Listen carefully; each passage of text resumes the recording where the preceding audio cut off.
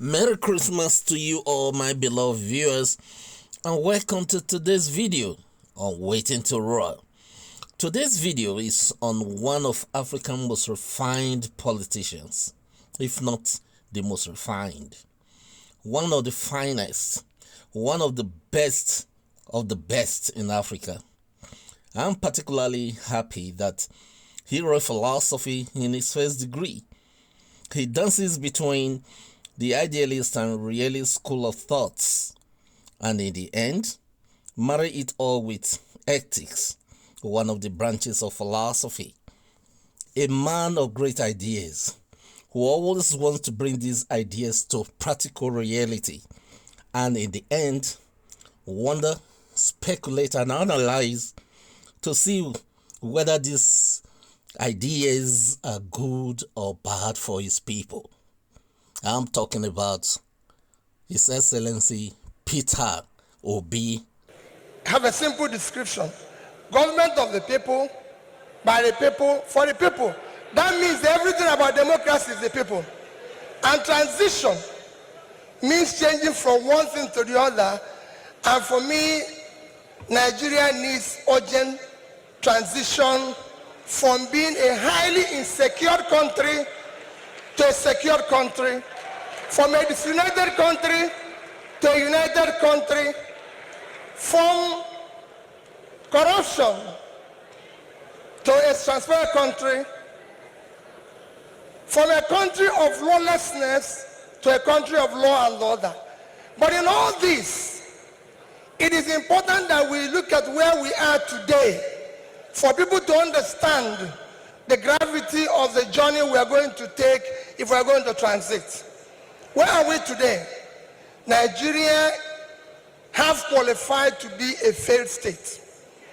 We have met the 2 or 3 biggest characteristics of a failed state. Number one is when you're no longer in charge of your territory.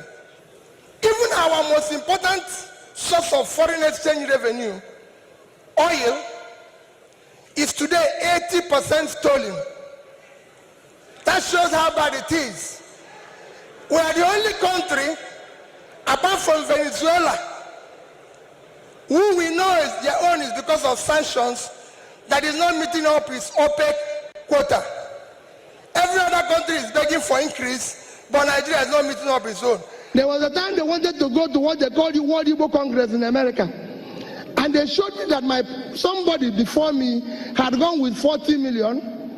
And they said they reduced my own is 32 million.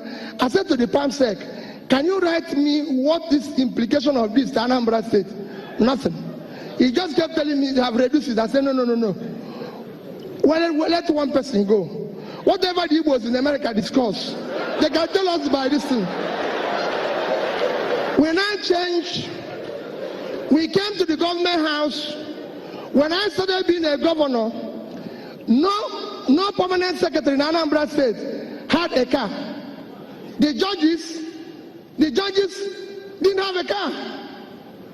And meanwhile, there's in the budget provided there's a 150 million naira for the government to buy 2 bulletproof cars for the governor. I said, okay, fine, it's good. I took it, called one Mr. Eric, who was then the GM of PAN, with Onyemuche Namani, and said, listen, I want you people to do me a favor.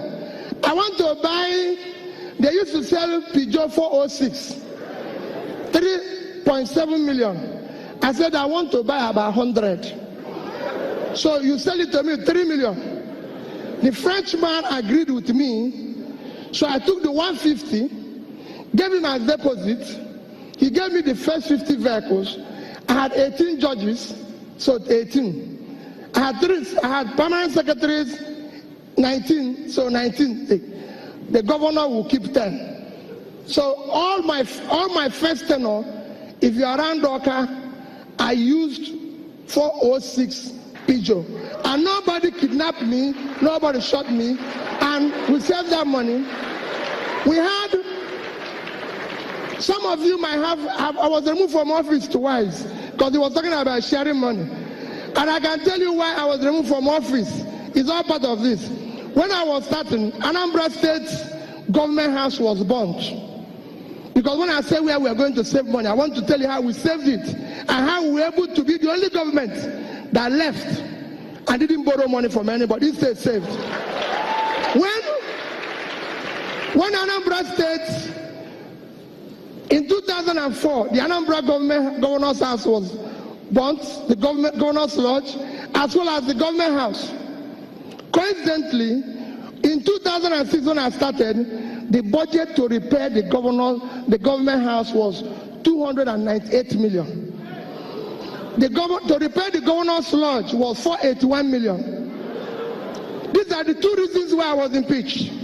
The third was saving money without permission. And I said to them, wait a minute, I repaired everything in the government house, which is governor's office.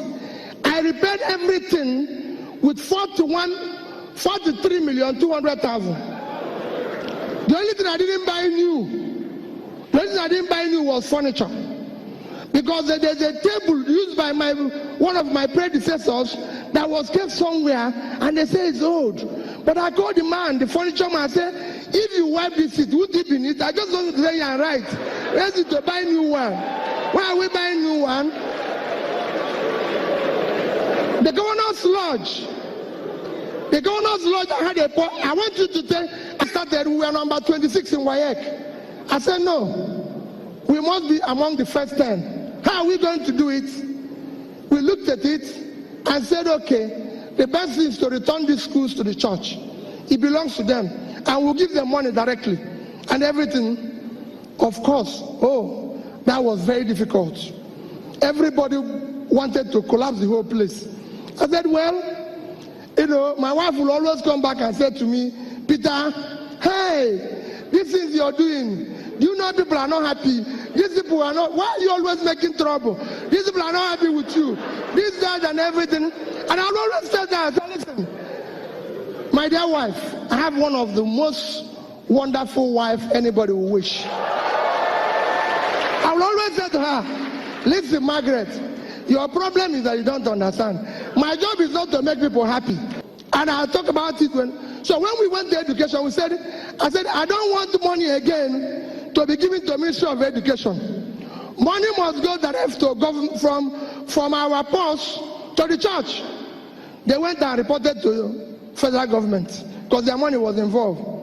Of course, federal government set up a panel which came headed by Governor of Rivers State today. I said, come. I said, money should not be given to ministry because I saw that there's so many toll gates that will stop the money from being spent.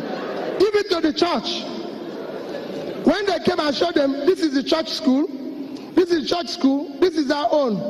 Our own was not working. But what happened? In less than 3 years, 2011, 12, 13, Anambra was number 1 in WAEC and NECO. All this was possible because of the change we brought.